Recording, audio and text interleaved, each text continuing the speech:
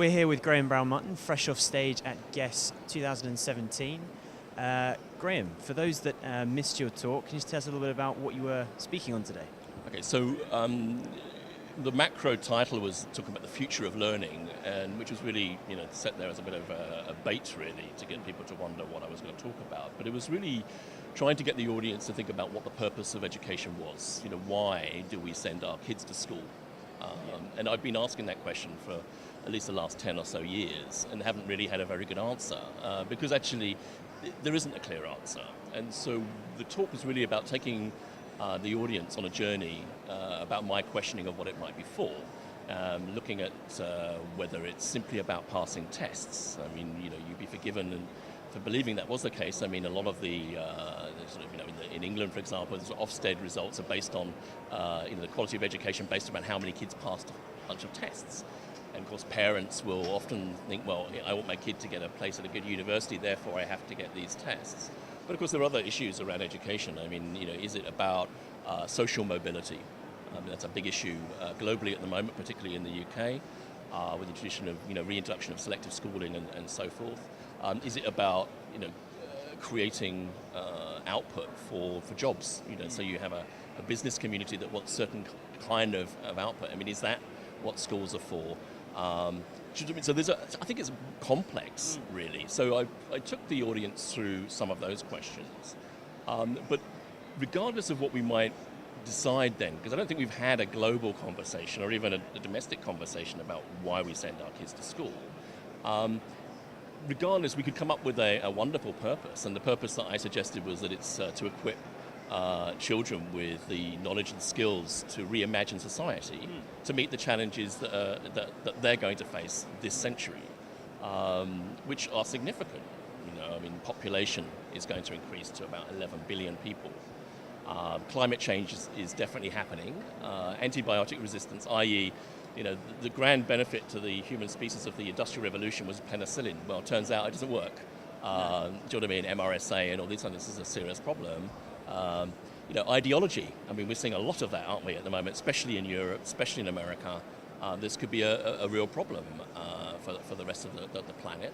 And of course, we all are interdependent now. I mean, it's not like we can say, well, we're going to build a wall around our country or a wall around our border, and that's it. I mean, if whatever happens in Bangladesh is going to affect all of us in some way, and we have to be mindful of that.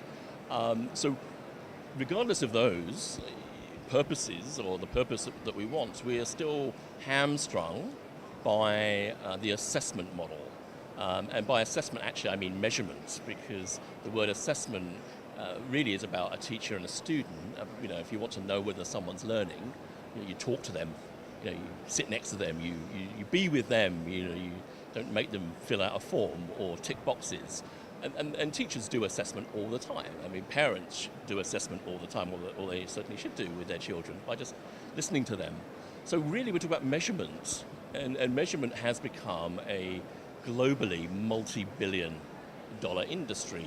And so there's a lot of pressure for that not to change. In fact, rather than change, actually to come up with more expensive forms of testing, of measurement. The problem with that is that then you end up with the education systems that we have pretty much globally now, which is we've become, obsessed with measurement and with our test results, whether it's the global meetings like PISA, for example, or just at a local level. These are based around very narrow curriculum. So by having this strict testing regime, we end up reducing learner choice.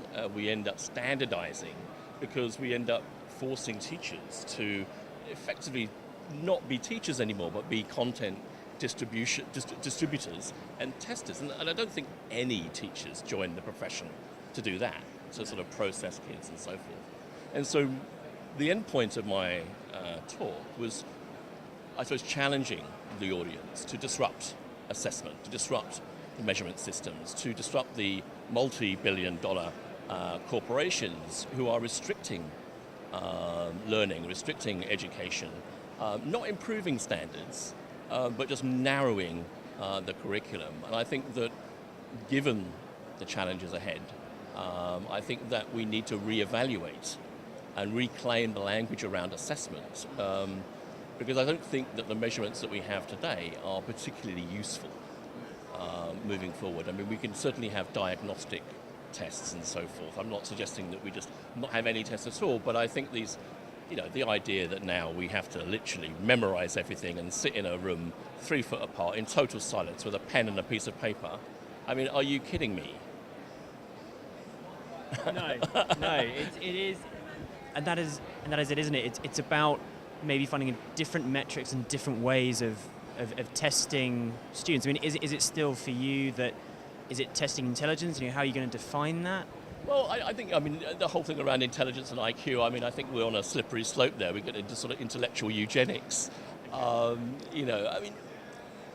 We all, just from our own experiences, not just of school, but of life, we know there are people that are smarter at us or better at us at certain things.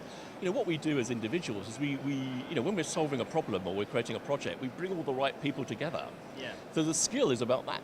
Do you know what I mean? I suppose from my own experiences running fast growth companies, I spent the sort of the 80s and 90s and a bit of the noughties building companies and rapidly, growing them rapidly and so forth.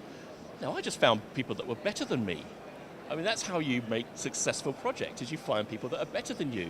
So I think the skill that I have was recognizing people that were just better than me and bringing them together and into a collaborative work. And I think that we could redesign.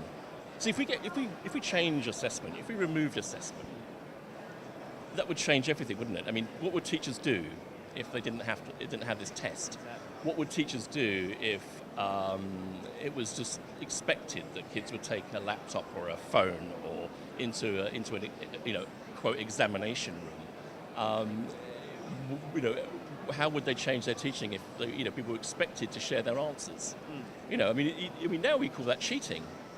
We don't call it cheating outside, do we? In the real world, we don't call it cheating. We call it collaborating. And I don't think anyone in their right mind would say that we don't want to nurture and encourage collaboration. We also want to nurture critical thinking.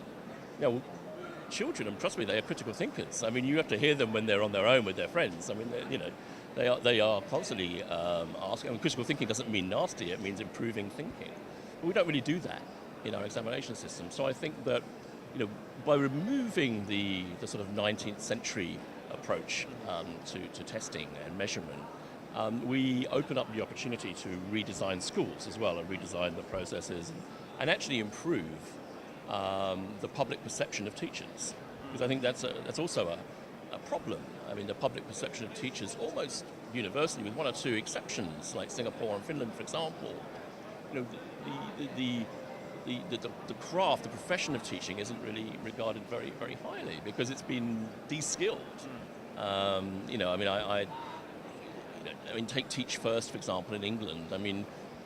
Now, don't get me wrong, I know many teachers that have come through Teach First who are brilliant, but also there is a sort of process approach to that, which is based around content. And I'm thinking, we could elevate that by not having this. We could end up having schools which don't stream by age, which is something that's always confused me. Why do we do that? Why when you go into a school do you have, these are the 6 to 7 year olds, these are the 8 to 9 year olds? I don't understand that at all. Surely mixing young people together and getting them to work together collaboratively, you go into other cultures outside of European culture, for example, it's quite normal for older kids to pull up the younger kids. That's just how, that's what it's like to be human without those restrictions. So I'm thinking that removing of the existing assessment models, which are kind of a bit long in the tooth, and they're run by global multinational companies, which, let's face it, belong to the last century. Most of them are like the Kodak of education. We have the opportunity to change things. I think that will be better on the basis that we can then start thinking about abstract problem solving, rather than how do I get through this test? This siloing of subjects. Why would we just do maths outside of art, outside of language, and so forth? Surely mixing them all together, de-siloing the subjects, removing age groups, removing uniformity between schools, has got to be the way forward, in my opinion.